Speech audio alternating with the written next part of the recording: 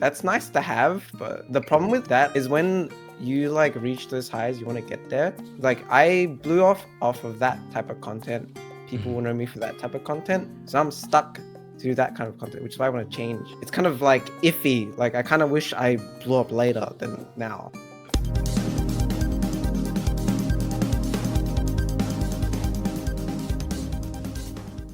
Today we have a really good show. We have the one, the only Wheat Tea.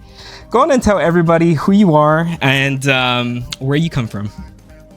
Hello. I'm Wheat Tea, an FF YouTuber that plays a frog Lalafell, and basically I make a bunch of skits, comedy style storytelling videos, I guess. That's basically what I'm trying to go for right now. Yeah. Okay. So I think where I want to start today is just by jumping into the news. We just finished the Moonfire event. So if you didn't get your Power Ranger suit, too bad. I guess you can buy it at in the Mog Station. But tomorrow is a huge event because tomorrow is the 10-year anniversary of A Realm Reborn, and we are getting a pretty cool looking mount, which is a Phoenix mount. Have you seen what it looks like?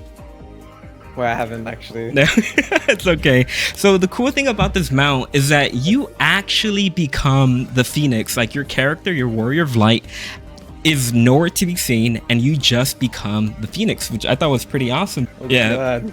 So that's pretty cool. And I mean, 10 years of Final Fantasy 14 is just crazy to me. And I think what I want to ask you first is, how did you get into Final Fantasy 14? Like, what is your origin story of your Warrior of Light? So I actually started like around high school. This is my age.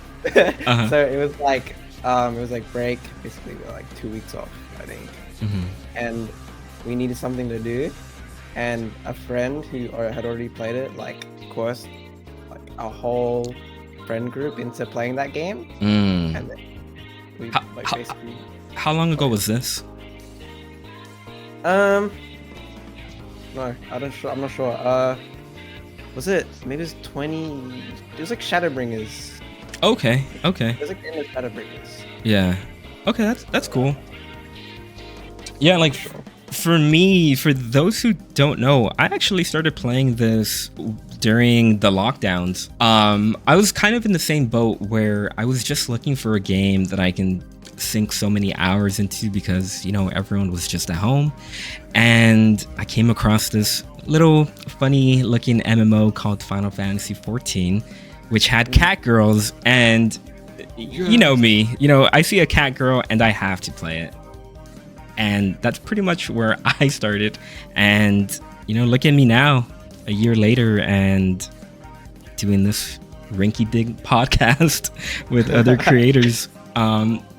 So what are you currently working on in the game? Right now, every time I get on the game, it's like, I work on my video. It's like, that's the only thing I do, pretty much.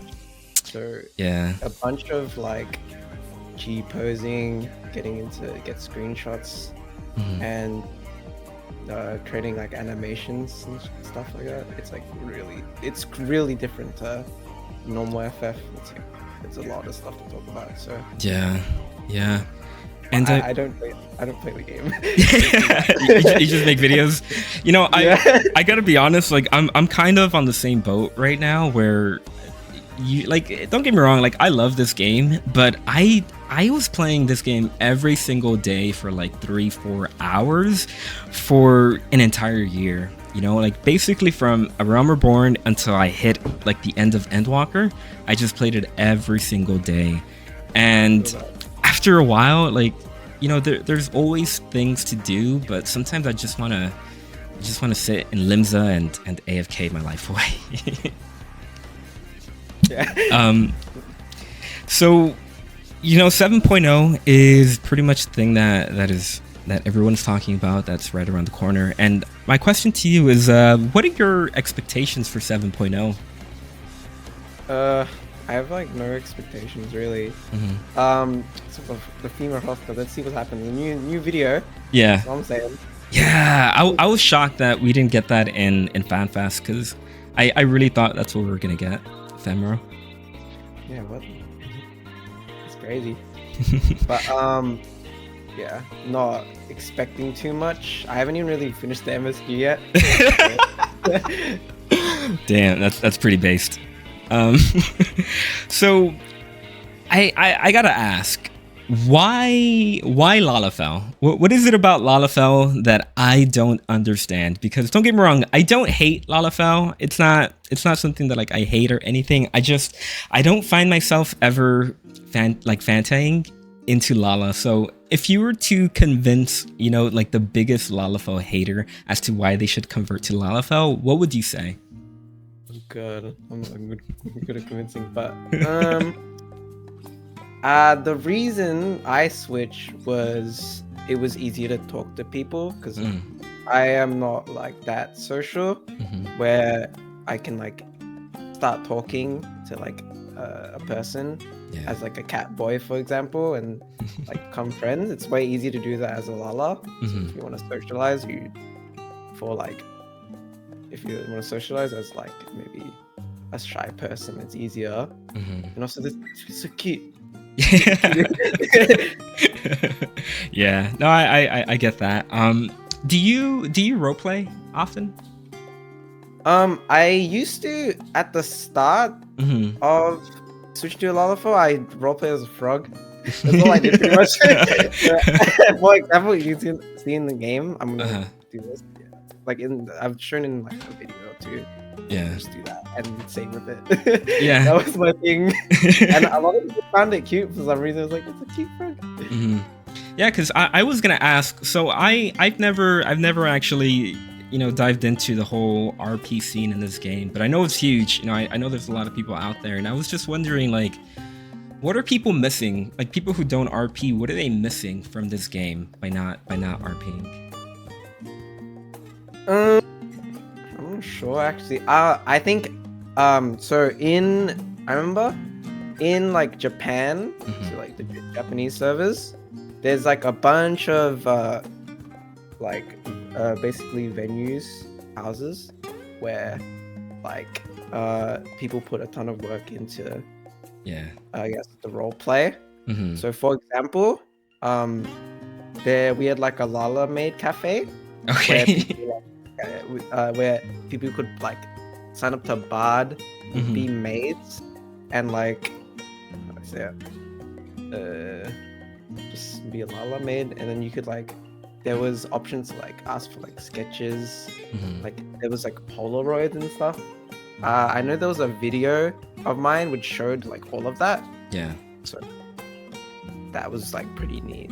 And what I was talking about with the JP was like there was like this. They made this super like Lalafell play. I thought Lalafell. They made a play which was like based on like the Caribbean. They called it Namafell. If I search it, Namafell on like Twitter or Twitch, I'm not sure. But Namafell Inc. So they did some like crazy stuff with like housing and mixing it together with Lalafell like role player. It was like you gotta go watch it for yourself. It's so crazy. Right. Yeah. What is your take on mods in 14? Because I know I've met people who are like on one side of the spectrum where they said like, no, I like my vanilla game. I don't want G-Shade or anything like that. And then I know people who can't play this game without mods. So I'm just curious as to like where do you fit in? I am, because I was like, most people that I've seen get into mods get really into it. So it's like very addicting. To like get the different clothing and stuff. And like the most fun part for me is like you get to see like other versions of like dances, animations and stuff. Yeah. It's like the funniest part for me. I think the cool ones that I've seen are the ones that replace your attacks. So a lot of like I've seen some that replace like even like your LB3, which is pretty cool. Oh, I've never delved into that actually. I like I've effects off. Yeah. Oh well, there you go. So what's the story behind your name? Where did Wheat Tea come from? Oh, it's so simple. So my real name's actually based. I mean, this is actually based off my real name. So Okay. It's like a longer version of it. I'm probably not gonna say it. Yeah. I don't want you to. But it's based off that. Yeah. Okay. Main idea. So put two together. Yeah. So I did see on Twitter, or I think on your YouTube, that you are from Australia, and I have to ask, is Australia filled with a crap ton of scary spiders, or what is going on in Australia right now? I'm kind of in like a normal part of Australia where there's like not that many spiders. Yeah. Like even when they do appear, they're like tiny. They're so tiny. And like we usually keep them around for like mosquitoes and stuff. They're way more annoying than spiders. Oh, interesting. Spiders are nothing to us. Ah, okay. Yeah, spoken like a true Australian right there. I love it. So what actually motivated you to wanting to make YouTube videos? Like how did you jump into that? So are you talking about like just you starting like making YouTubes in general at first? Mm-hmm. Yeah. So or did you have a channel before your Wheat Tea channel? This is the same channel that I used to upload like a bunch of random stuff. Oh, okay. And on this channel, but then it kind of changed into FF channel at the time. What were you making before? Just like whatever games I played, really. So it'd be like League of Legends, Valorant, CS:GO, stuff like that, or just montages, I guess. Who knows? Okay. Can I ask, why did you unlist all those videos? Why not just keep them up? It just goes against, I think, when like what I personally believe when going to like when you look at a channel, you see like what I guess the idea, like what do you come to this channel for? Like that doesn't get the idea of the channel. Okay. And also like how do I explain it? I'm not sure how to explain it.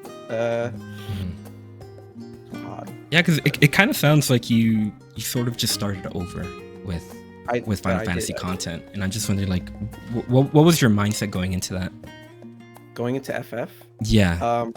So when I switched, it was the most random thing because I made like a little Lalafell montage for fun, and then it blew the hell up. Yeah. And now I'm here, and I'm like, oh, I could do something with this. It's like I've already have like a smidge of skill in editing. I don't think I'm like amazing, but I'm like I'd say I'm above average. You're pretty good. You're pretty good. I gotta admit. Like, have you seen what I make? Yeah, and I was actually gonna ask you about that because I noticed on your YouTube channel, like the first, the first 10 videos that you have on there, they all have like over 10K views. So what? Yeah, no. But I was gonna ask you, like, how does that feel? Like, how does it feel to have like a video that has over 100K views? It's surreal, cause what's crazy is like that first video that blew up still gets like the most amount of views, like the most amount of views out of like any other video, like weekly or like I guess fortnightly, I guess. Yeah. Or not weekly, yeah. I guess fortnightly. But yeah, that's nice to have, but the problem with like that, I feel, is when you like reach those highs, you want to get there. And now that I'm like let's say I blew off of that type of content, people will know me for that type of content, so I'm stuck to do that kind of content, which is why I want to change. So it's kind of like iffy. Like I kind of wish I blew up later than now, but then I wouldn't be here. Interesting. I'm not really sure how to think about it. It's weird. Yeah. Wow. Okay. Yeah. No. I get what you mean by that. And I have been talking to, I've talked to other creators just like by doing this show, and a lot of them always tell me things like they feel like they are stuck in a box when it comes to creating content for 14. Like if they are a lore YouTube channel, then they feel like they have to just stick with lore. If they are a glam channel, they have to just stick with glam. And I'm just curious, how do you see the Final Fantasy 14, content creator, like the YouTube space in general? Do you also feel like that? Yeah, I don't think FF content is that amazing. I think it's pretty ass. Oh, I feel like, okay. I like in general. If talking about in general, Mm-hmm. I don't think it's that amazing. There's like obviously like a lot of very good channels that are like it's the outlier, obviously, right? Mm-hmm. So I want to reach that too, but it's like the reason is because like the game doesn't do anything. You like what can you do like in it that can create thought? It sucks. I had that problem, and that's why I'm switching to like the way I'm doing videos now. Like I didn't know what to do at all. Mm-hmm. Yeah, no, I get it. Like for me, the way that I always explain to people like my TikTok and my most of them my TikTok, because that's where I have most of my following. But I just honestly I just want to do a little bit of everything, because I don't want to get boxed in, because I feel like that is the worst for creativity and for making videos. You don't want to just be doing the same thing over and over and over again, and it's hard not to get stuck in that position.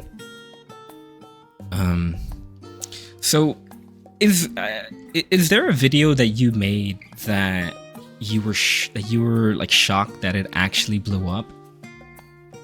Like yeah, because of how like maybe like the way I edited it. Mm-hmm. Yeah. I actually have a few. That's all my first videos. But let's see. I'm gonna look at it right now, because I think I had another one in mind, which I thought like maybe the video wasn't as good, and then it just blew up. It's the most cursed Lalafell voice video. I turned that into a series because like I wasn't like that video came out of nowhere. Yeah. It's just so random. Like the idea was so random, and then it's just like the concept worked out so well because it was relatable because of the voice. Yeah. And it's like just a nice video to watch, I guess. I'm not really sure. Yeah. Now, is there a video that you put so much effort into it and you spent so much time editing, and then it didn't do so well that you were like kind of bummed about? That was my second latest video, my Pokemon video. Oh, I thought that video was amazing. It was. Yeah, no, dude, it definitely was, and I 100% agree with you on that one. It's, man. I think just the concept isn't like, the idea isn't like that amazing. Just like it was like a passion project. I did it for fun. Yeah, and I mean that's pretty much how it goes with making videos nowadays. Is just do what you find fun, and hopefully other people enjoy it as well. Dude, oh my god, that video is so crazy. I like I took like the HUDs from the games and then pulled it in, and like I cropped out sections of each of the HUD so that I can make the animation. Yeah, the battle scene was so cool. The battle scene was so cool. Actually. Yeah, but it felt like my computer's lagging because it's so tough. And I'm probably not gonna do something like that in a while. It's like too much work. Yeah. How long did it take you to make this? Like from start to finish. Part, yeah. I'll start to finish. Overall, I think it was like on and off about 4 weeks. But if I would translate it into like maybe like the amount of hours I spent on it, maybe like two weeks, I guess. I had a lot of breaks. Yeah. It's like ideas just like they get lost and stuff. Did you teach yourself how to edit videos, or how did that whole thing come up? I did when I was very young. I think I got in. I was like, I don't know how, but I just kind of like got into it really early, which helped out. And I just watched a bunch of YouTube videos. It's took a bit of time to get this good. But yeah, I did. It was self-taught. Okay, that's cool. Just like most of the people, I think. yeah. That's what I've been hearing a lot lately. Like, I remember, because like I said, like I haven't really been making videos for that long, but one of the first things that I always thought was that everyone on here were, either like graphic editors or doing it like editing as like their main job, and then just editing for YouTube like on the side. But most of the people that I talked to, they've told me that they just started off on Adobe and just making random videos and teaching themselves. So that was really shocking to me. So what do you consider a successful video for you? Like views wise. Views. Yeah. I have a pretty simple way. I think if it beats my sub count, I'm happy. Mm. Eventually. So that means it's like and this amount of time where like I can wait till it gets there. If it didn't get there, that means like there's a problem, and I have to kind of find out what happened with that video and improve for the next one. Are you constantly going through your analytics just to like going Mr. Beast on this on videos? I have like learned a little bit, or like a lot from like watching some Mr. Beast stuff about like engagement and like click-through rate, and I guess those are the main things. Thumbnail, I guess. Yeah. The first few seconds are really important. Yeah. What is your thought process for thumbnails? Because I gotta be honest, I don't know shit about making a good thumbnail for YouTube, and I'm always jealous when I look at other videos, like other video creators, and I'm like, damn, those are some good thumbnails. But what is your thought process on those? So when I first started, my first like really simple way of making thumbnails was just have a really big face, because like obviously like the thumbnail's gonna be small. Yeah. But then over time I realized that like you have to relate your thumbnail to like your first few seconds and the title. So like for example, a good example is my day of life video. So you see there, it's very simple. It's just them stretching, so it looks like they're getting out of bed. And I put the number in it's like morning, day in a life. I basically like got inspiration from the IRL day in life videos and put into this thumbnail. Yeah. So, and if that once like people click the thumbnail, they'll like realize, oh yeah, this is the video that like you are going to watch, I guess. I'm not really sure.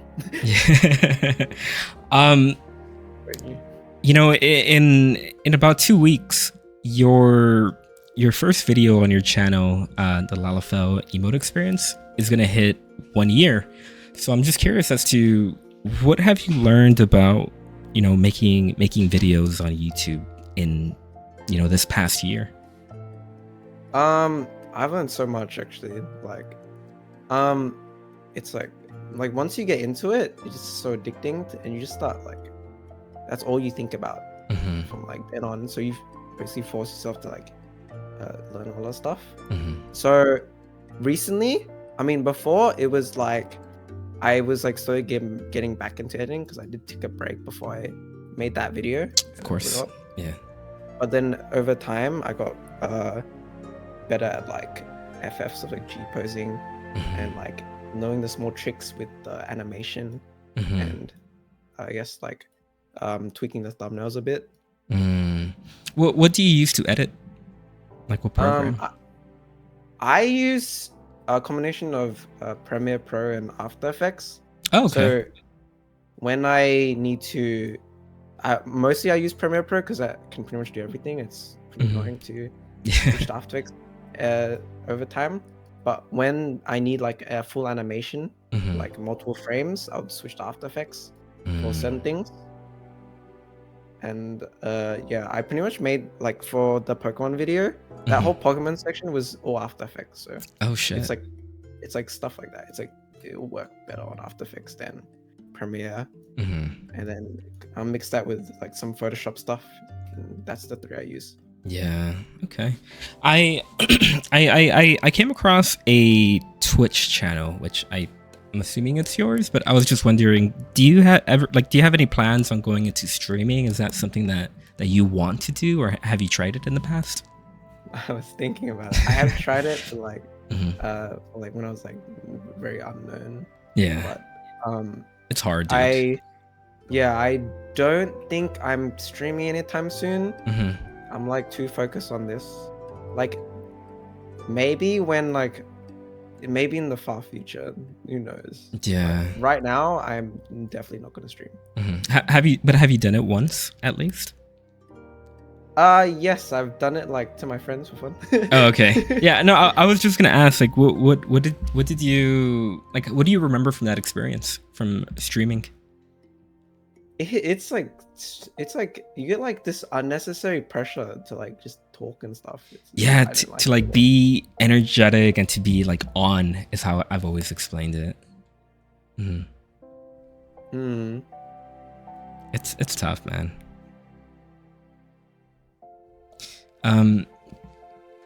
So a couple weeks ago there was this whole debate when it comes to like streamers and reaction content, and I'm curious because you are a content creator, and I'm just wondering how you feel about that whole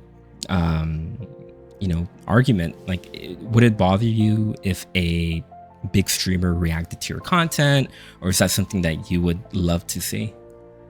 Oh, this next video is like I want people to react to it. Mhm. Uh-huh. That's why like I don't know. I think getting reactions is very, very good. I love reactions. I love when people react. Mhm.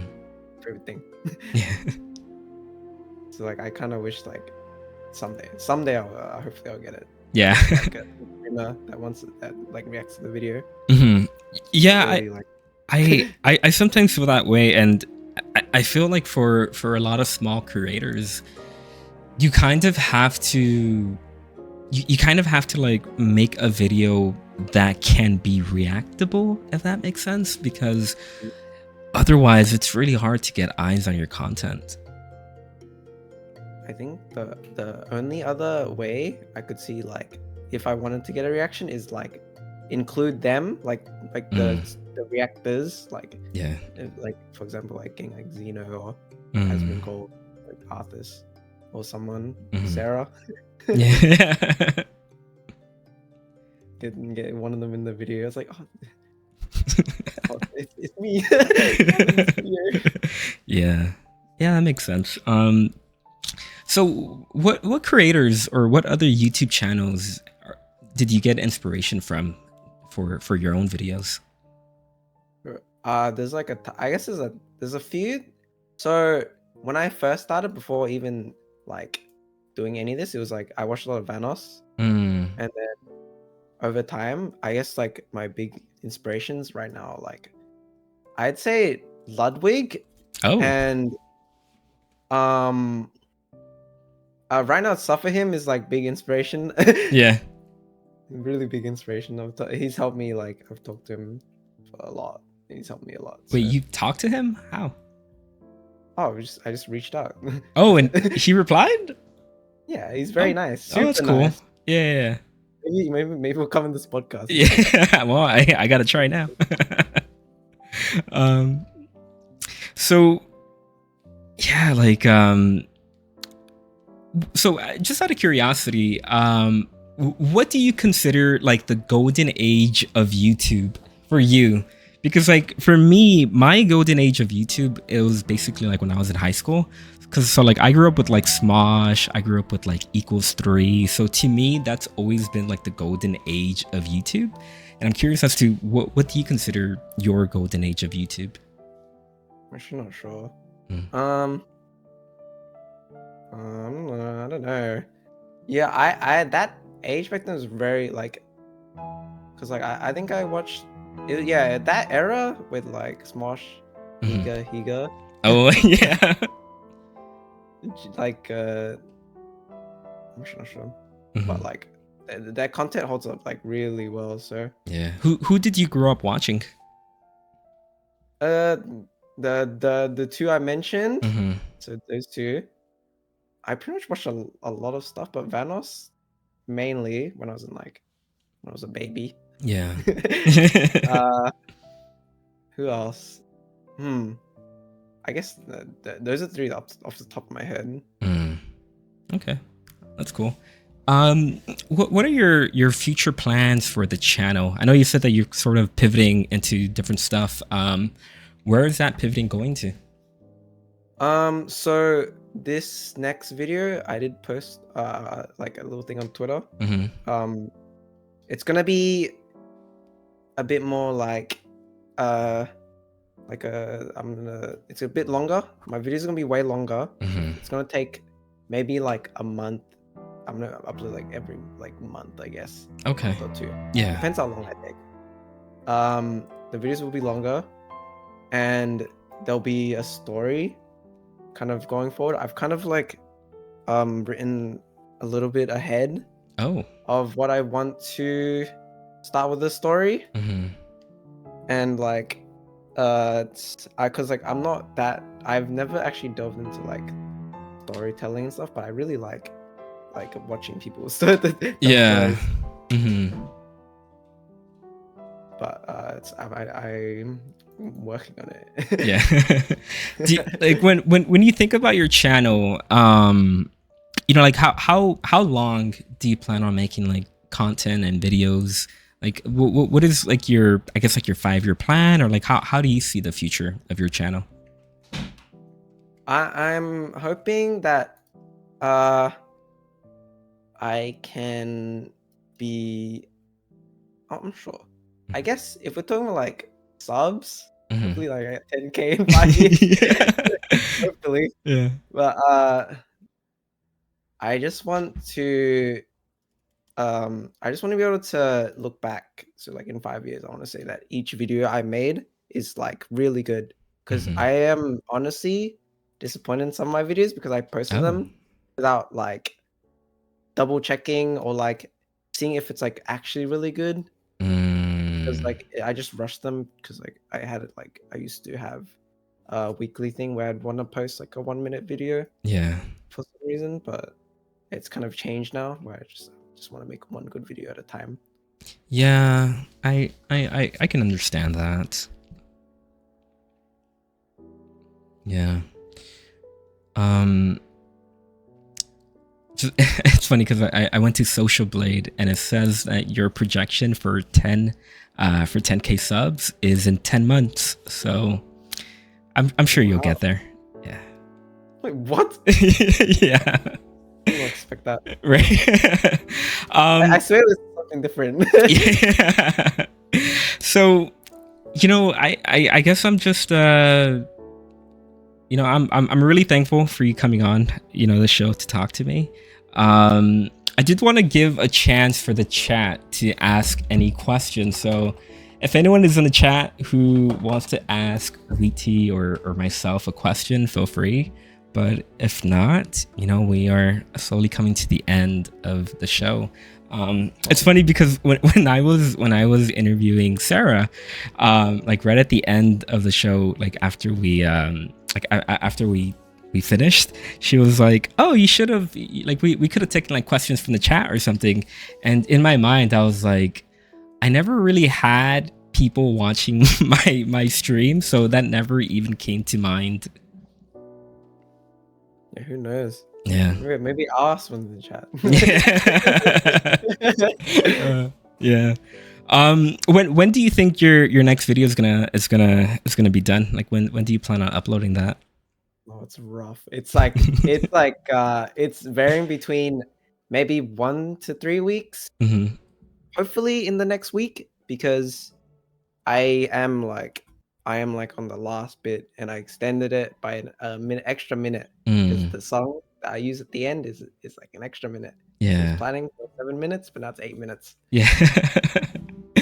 All right, we have a question by Hato Hero. They say, is we down to collab with, play games with people who don't stream / are still way smaller than him?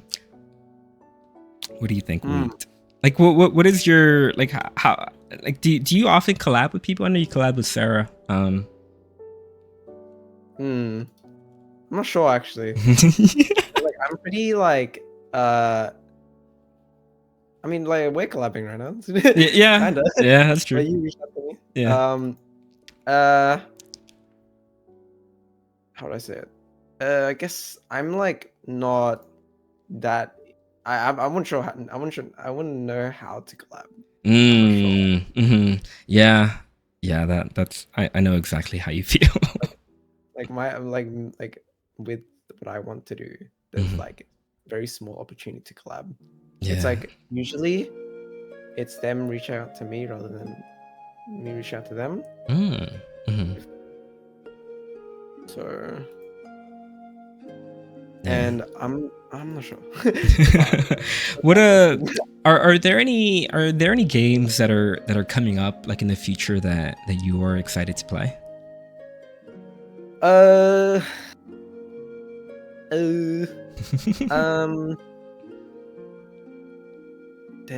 What? Starfield, I guess. Oh, dude, yeah, that's my big one.